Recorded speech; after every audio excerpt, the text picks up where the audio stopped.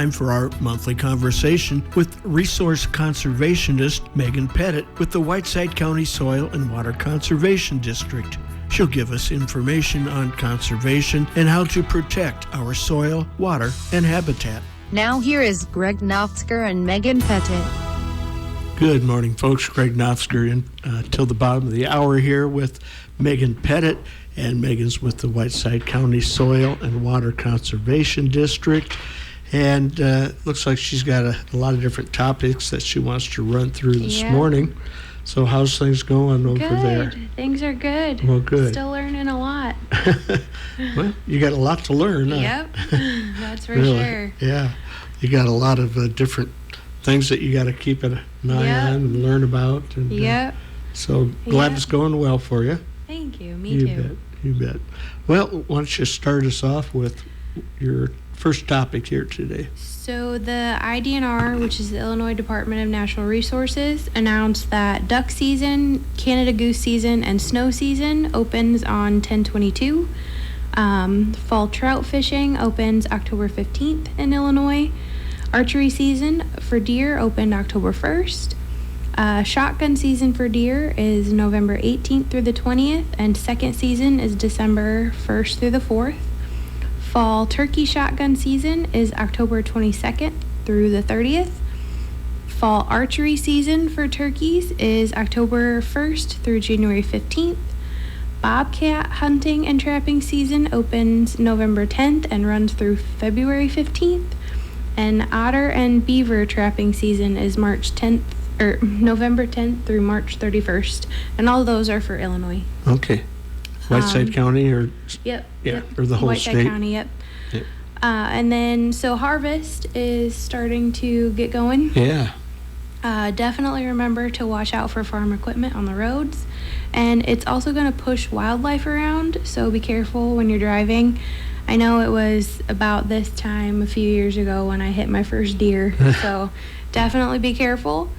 Right now, as of the 26th, we are 12% harvested for corn and 8% for beans nationally, so we've got a ways to go, but that's okay. Yeah, I've noticed a few empty fields here, so people are out. I'm noticing more and more getting done, so that's good. We actually have a 4th grade day for soil and water, and it was last Thursday. We had over 600 4th graders out for our day. It was a lot of 4th graders. Yeah. So it was at the Palisades Park in Savannah, and we partnered with Carroll County and Joe Davies County to put it on.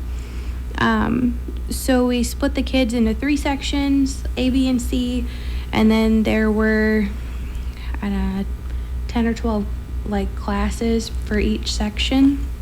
And so I did 7 20-minute sections with 4th graders at 150 4th graders that I talked to, and I talked to them about native flowers and pollinators. Okay. I definitely called my mom on the way home and was like, do not put me down for teaching, because I don't know if I could do that every day. It was exhausting. But we had all types of volunteers out. We had several members of the Corps, the DNR, wildlife conservation. There was a dairy operation, and I was actually set up right next to the cow. Made my day. There were forestry people there, and then there were others like me that talked about bats, wildlife, birds, and someone did rattlesnakes. So it would have been a really cool day for a 4th grader. Yeah. And we're always looking for volunteers. So if you love kids and you want to present something like ag-related, give the office a call and we can get you put on the list for next year. All right. Like I said, it was a lot of fun. Exhausting, but a lot of fun. And then, so I was looking for conservation topics to talk about, and I found this article. There are bee bus stops popping up in Europe, and that was a bee bus stop. Okay. So they first were found in the Netherlands, and they're gaining in popularity. And it's this company that is maintaining bus stops in cities, and as they need to replace them, they replace them with these new bus stops that can support a garden on the roof. So they turn essentially the roof of the bus stop into a little pollinator garden, and it helps bring, back bees and butterflies and other pollinators. So it's helping the environment. It's really cool. Imagine going and waiting for a bus and there's a whole garden above you. I think it's a really neat idea. I'd like to see if some start Right? popping up in the U.S. And so in a normal non-drought year, they require very little maintenance. You might just have to weed them out a couple of times. And then so that company is aiming to create at least 1,000 of them, and they'd like to establish more in other countries. So hopefully it gains popularity here because I think it's a great idea, and the pollinators need our help. And they're also hoping that it can be sort of a little inspiration for people. They've already gotten some questions about how folks can do this on their garage roof. So hopefully that little bit of change inspires a little more change, and we become more pollinator friendly because, like I said, we need the pollinators. That's for sure. And then so cover crops. If you planted cover crops through our cost share program, you'll have to come chat with me. You can also plant cover crops in your garden if you're not interested in fall gardening. They'll help renew soil health. They'll add some essential organic matter, and that will help improve the soil structure and will build soil fertility.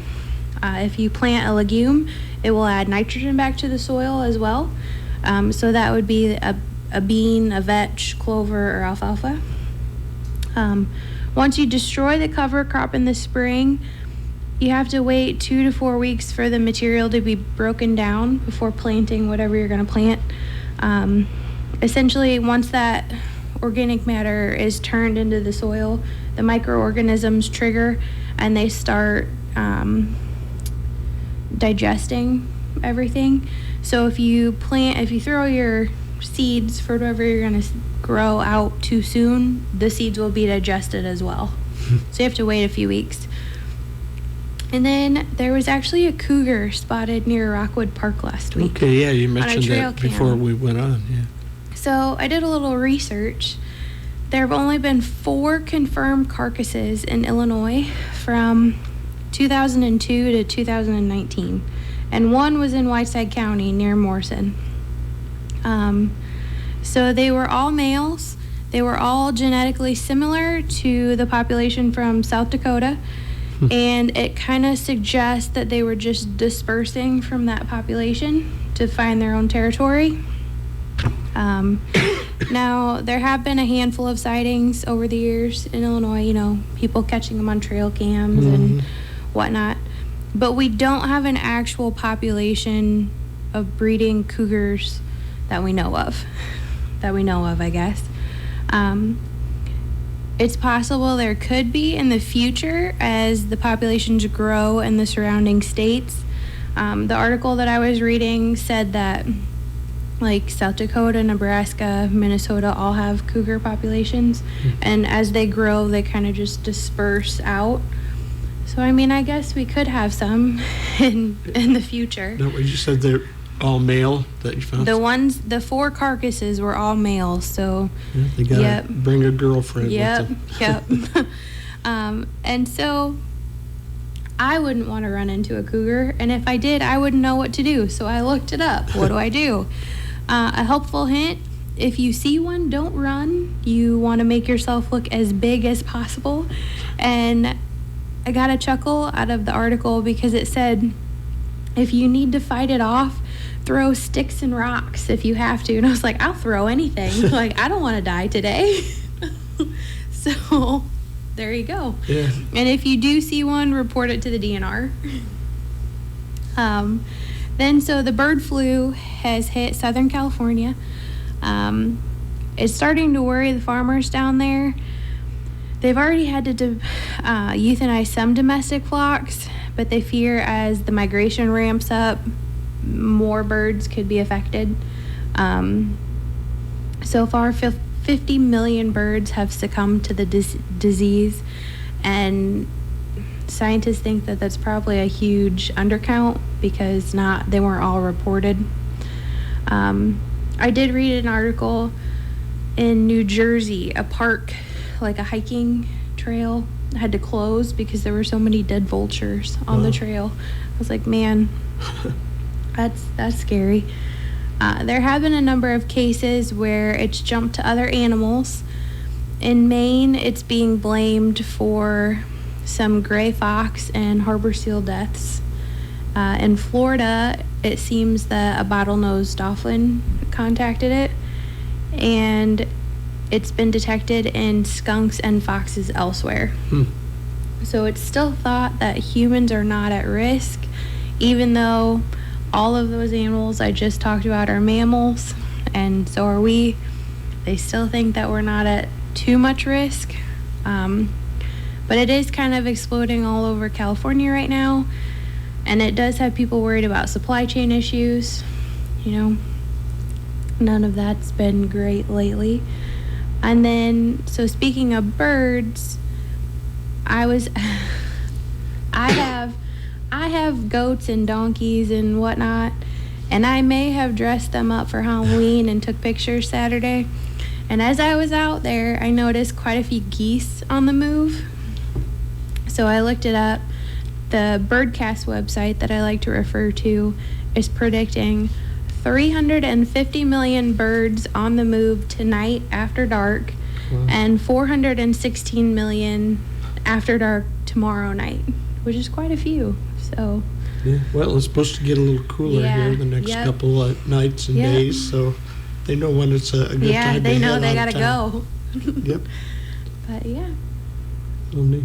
That's all now, I had. Any any information on bird flu around Whiteside, Illinois, or Iowa? I didn't find anything that was local to here, so hopefully we're still in the clear. Like I said, this was specific to Southern California, so hopefully we're still good. Yeah. I know I went a little crazy and I bought 21 chickens, so I would hope that they will make it. And these for chicken dinners and... No, these are for eggs, but they seem to be refusing to lay eggs, so maybe chicken dinners. I don't know yet. Yes, if you don't lay an egg, you're going to be lunch. Yep. Okay. Well, what else is coming up for you at Whiteside County Soil and Water? Our fish pickup is tomorrow. If you order, not tomorrow, Wednesday. This is Tuesday. It's Wednesday. This is Tuesday. Yes. Yeah. If you ordered fish from us at 9, and then our tree pickup will be the week of the 17th if you ordered trees from us. I have a few trainings to do, but other than that, I'm just waiting on crops to get out. Trainings for what? A soil health training. Oh, okay. So learning a little bit every month there, a little extra. Well, good. Yep. Well, hey, that'll wrap us up for today. Thank you to Meghan Pettit from the Whiteside County Soil and Water Conservation District, and we'll see you in a month. Thank you. All right. The Whiteside County Soil and Water Conservation District program is heard at 9:15 a.m. on the second Tuesday of every month right here on KROS. You're listening to